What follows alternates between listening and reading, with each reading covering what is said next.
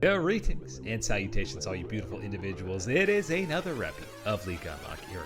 I'm Mark here with you fine feathered folks for a week dose of global power rankings. And let me tell you, the LPL schedule has been insane all year, but it went into overdrive for some of the top teams this week. We had head-to-head at the top of the table. We had teams playing more series in a single week than most of the teams have played in the entire split. The LPL continues to be an anomaly amongst the rest of the leagues around the world. And this time around, it's the anomaly for how crazy these schedules are for some of these teams and how lackadaisical they are for some of these teams with the way it goes through. Complicates things when you're trying to put together a global power ranking. We've done our best to sort it all out and smush it together here for you guys. And when you look at the first bit of this 22-11 board, you got an LPL team that most people probably didn't expect would be talking about. That is Fun plus Phoenix making their debut. But hey, this week all they did was get a win against Weibo Gaming and a huge upset against JDG on the back of a late game Kassadin for Care and one of the most insane Nico ultis that you'll ever see on the Rift. You got to give a shout out to what FPX has been able to do. Certainly a team nobody really had any type of expectations for in this LPL split or season, what would be going through.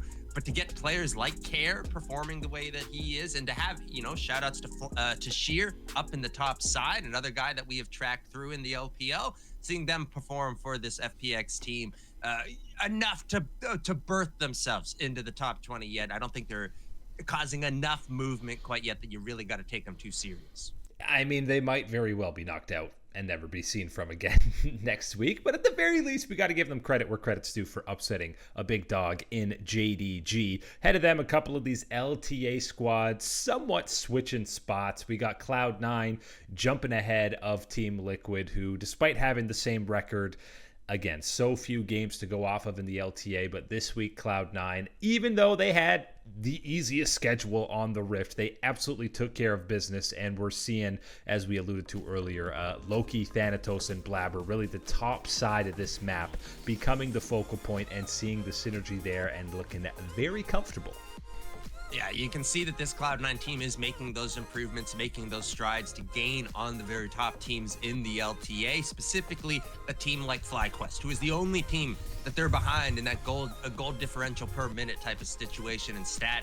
The other thing that you're looking at here with Cloud9 is noticing, yes, takes them, another 3, 4, 5 minutes on average to finish out a game compared to a FlyQuest. So I think that's somewhere where you can look at the improvement to maybe clean things up, tighten the ship just a little bit more as they keep climbing up a ladder like this. And I'm sure a lot of that game time is from that Shopify game where they fell behind the 8-ball early, fell behind and had to, come back for that victory. But looking cleaner overall so far than Team Liquid, but 4 games to go off of still.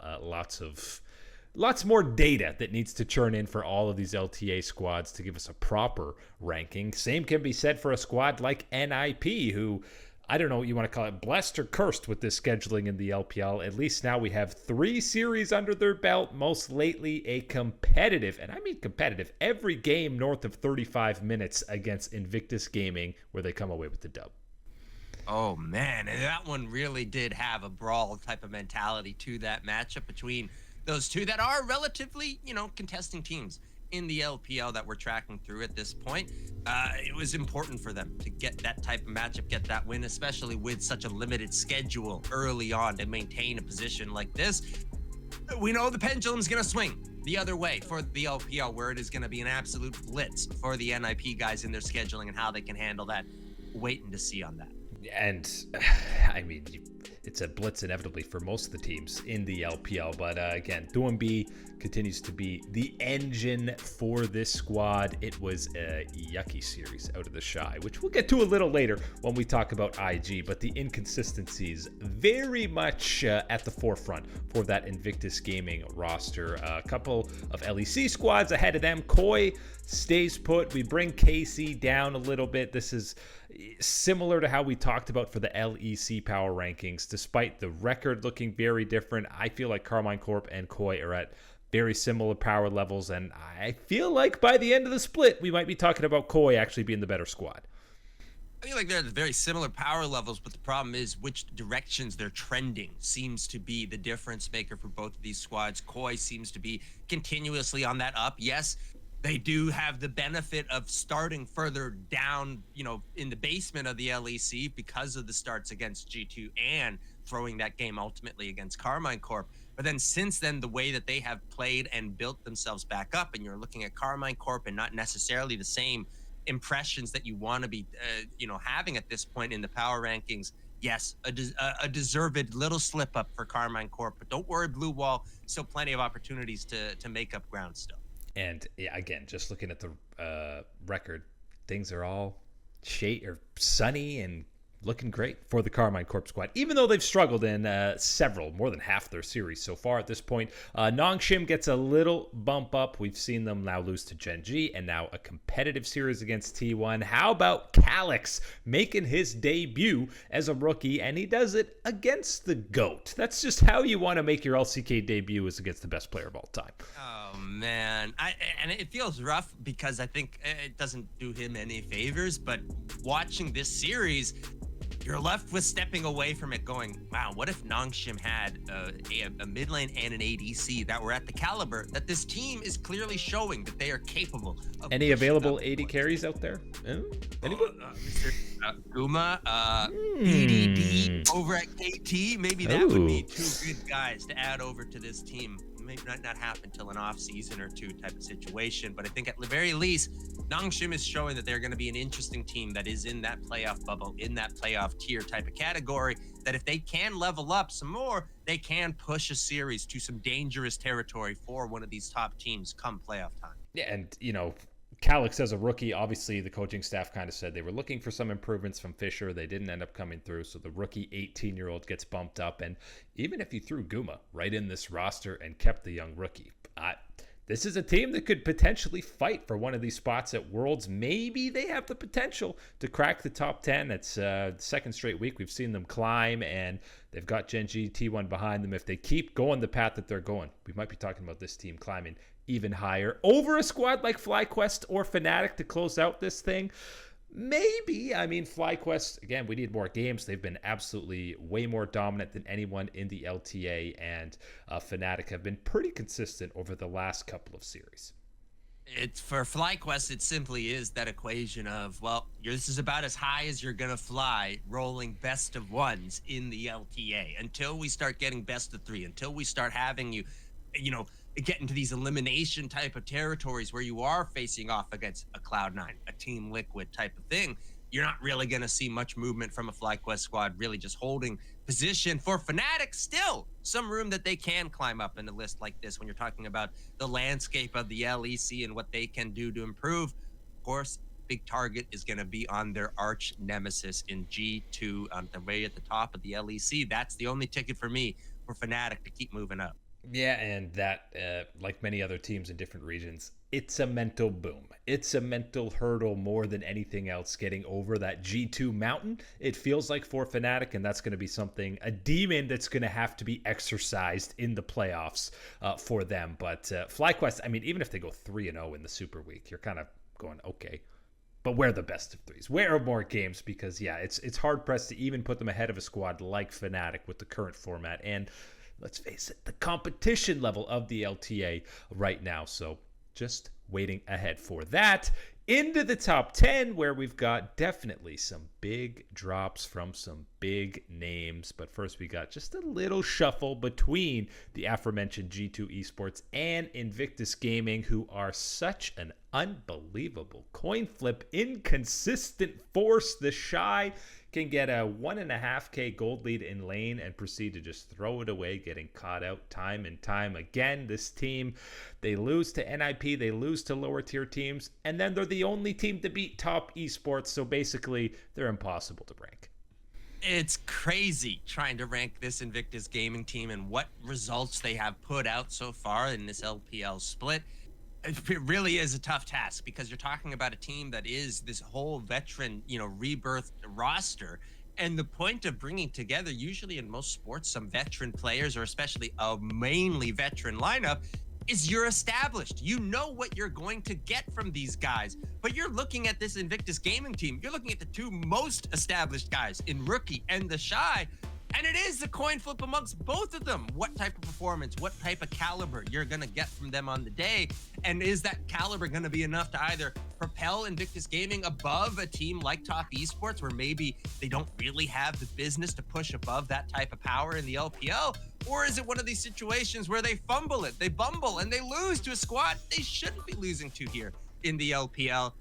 It's just the way it goes for Invictus Gaming. And let's be honest, Rookie has been leaps and bounds better this split than he was in split 1.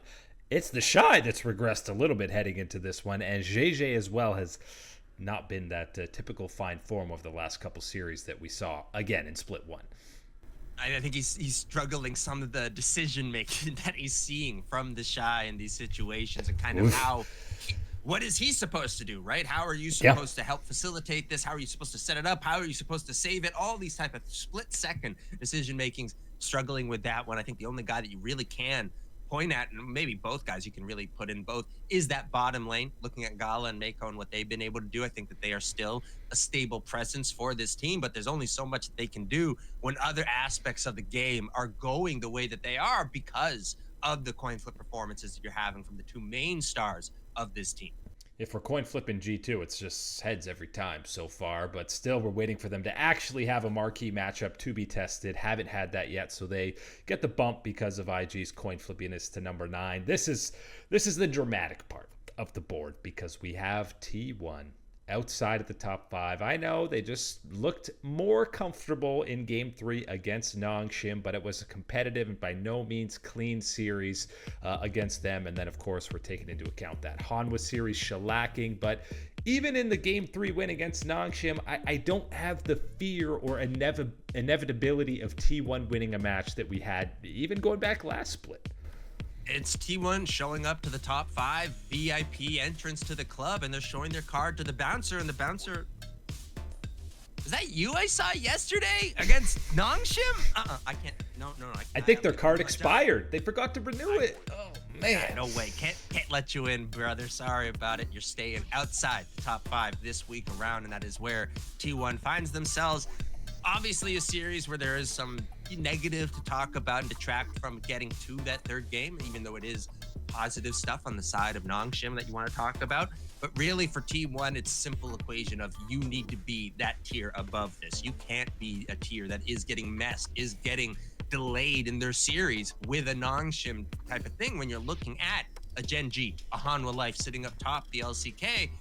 This is not the result that pushes you further, closer towards them in the eyes of everybody. And I think at the end of the day, the real only saving point from this series is going through it and looking at it and going, what happened in the game 3 draft? Because you identified, we've got a guy who maybe the last 3 years has been the most solid, most dependable weak side player in the LCK. Let's get him a weak side champion. Who knew that that would be a crazy thing to be putting on through? And yeah, they did absolutely look more comfortable in that game 3. It seems like they're still maybe finding their identity with Smash in the lineup. I don't know why their identity changes so much, whether it's Guma or Smash. We know Guma can also play hyper carries. We've seen him do it most of his career. He's excelled in that role. So there's still some kind of cloud around this T1 roster right now. And they need to have some consistent and impressive series wins, even against some middle to bottom tier teams in the LCK. They need to have like clean 2-0s before they get back into that top 5. I will give a small shout out, separate mention here to Owner. I think throughout all the things that are going on with T1 and everything else at this point, this has been a very strong split for him individually, and especially this past matchup with NongShim. I thought that he was really one of the driving forces that helped T1 be the one that comes away with the edge in the series. Anytime Owner plays Viego, you know it's going to be a highlight reel and a treat to watch on the Rift. Today was absolutely no exception.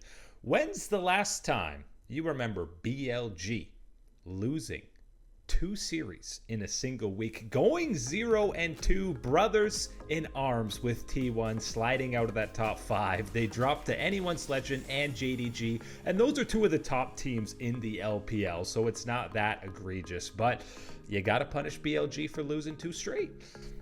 So someone's got to tell BLG this is not the T1 script that you're supposed to be copying here. Not this edition. This is how we win worlds, right? You miss out on first stand together. Now you're slumping together. I don't think I've ever in the last 2-3 years, 2.5 years of BLG being an elite tier team in the LPL, have we had them drop games like this consecutively in this week. So definitely a bit of an alarm ringing off for what is going on for BLG. I think that you still can have faith in the individual players and their path to getting back to that level of performance and that lifting up BLG. But right now, absolutely, it is not their throne within the LPL. And especially the fashion that they lost to JDG. Right now, the Jun Wei swap is definitely looking in the favor of JD Gaming over BLG, because Wei has not really looked good all year for them. Yeah, and it really is one of these ones where it felt like a coin flip type of decision even at the time, what you were going to be getting, what you were hoping to gain, and you know, to keep building upon with this player compared to what you were sacrificing moving away from the other. It has been a drastic miscalculation, I think, on the side of BLG and what they are putting out on the Rift at this point. They're going to find themselves getting lapped behind by the top teams in the LPL at this point, especially if you have another week like this one dropping consecutive games. With the slump of BLG and T1, that means the door is open in the VIP lounge for some new and familiar faces. LPL squads busting through into the club. Top Esports getting the climb back in after a 5-1 start. JDG was already here, and despite the loss to FPX, because they 2-0'd BLG in the fashion that they did, still deserving of a bump up for both these squads. Yeah, and hey, man, even the bouncer at the door said, Mr. Pays, welcome back. We've seen you got a different shirt on, but that's fine. You can come back. New style? Okay, all right. Yes, Top Esports and JDG take over into the top 5, the VIP room, as we call it. Love to have them here. And yes, it is important to keep track of how they've been doing, because I think a lot of people, even especially the LPL fans, needed to see a bounce back from Top Esports, given their performance, given the disappointment at first stand. And I think you have certainly gotten a healthy dosage of that to start out this LPL split and some of the big matches that they have been able to get through and keep this record together. And then you extend that up to even a squad like JDG, who I think has taken the strides from last split and continue to improve upon, strengthen what were their best parts about the team heading into this split. And you are seeing those results already for them being at this point in the power ranking. Yeah, and I think they're one of the biggest surprises how good they've been. You know, the potential was there on paper for this roster, but Scout, you know, usually we're talking about a big slump at some point in the regular season for Scout, and that could very well still happen. But at least right now, he's been at a premier level mid laner in the LPL, and obviously Jun has had a bounce back split in a big way as well. But the biggest climb of these LPL squads right into that 3 spot is the team that survived a gauntlet 4 games last week, and they've already started with another 2-0 series win. That is anyone's legend. They beat IG, BLG, FPX, Weibo, and then Thunder Talk. That is a hell of a week. But to be taking down some of the top tier teams, this is not a surprise to see the finalists from Split 1 back into the top 5. Oh, baby, call them the LPL outcasts. They're back for vengeance against the established teams of the region. I am so happy to be talking about anyone's legend like this. We've talked about them, a little bit more frequently over the last year or so into this type of territory. But to see them really prove it through, keep themselves in this type of territory and keep moving and climbing up, that is the real treat that we are watching right now. Talking about guys like Shanks, Hope, you're seeing even Flandre up in that top side, what he's been able to do and reestablish himself in the LPL.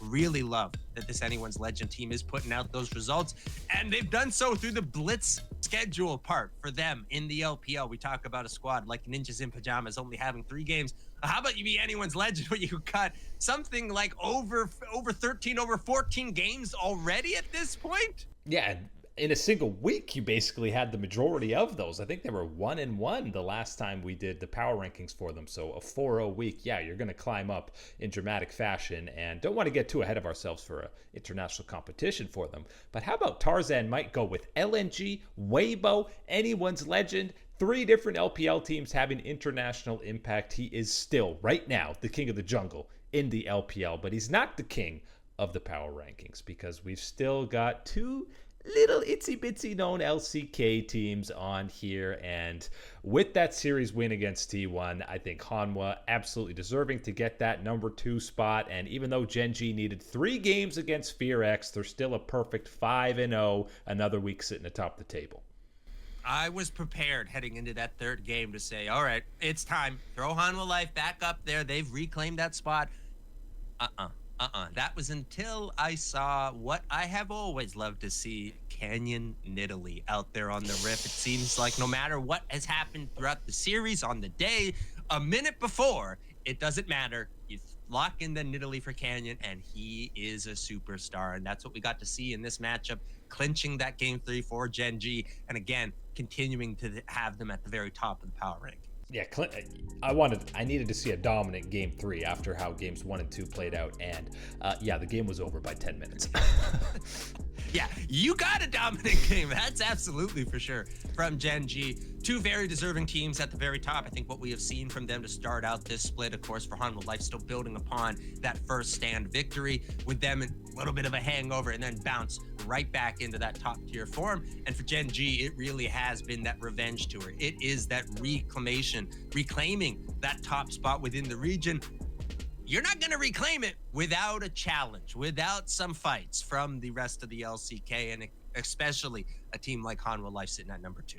And truthfully, this series and even this split as a whole, Gen G has had this, hot start with Ruler not playing nearly to the level that we're accustomed to seeing out of him, but they're still winning games. He had some whoopsie moments, definitely in this FearX series, but he's a guy similar to Faker, where you're going to have slumps during the regular season, but when the games start to matter, Ruler is going to step up, which means there's still room for Gen G to get even better, but they're going to need that to hold off Hanwha from taking back that number 1 spot. But that is it today for League Unlock. Eric and Mark here with you absolute beauties.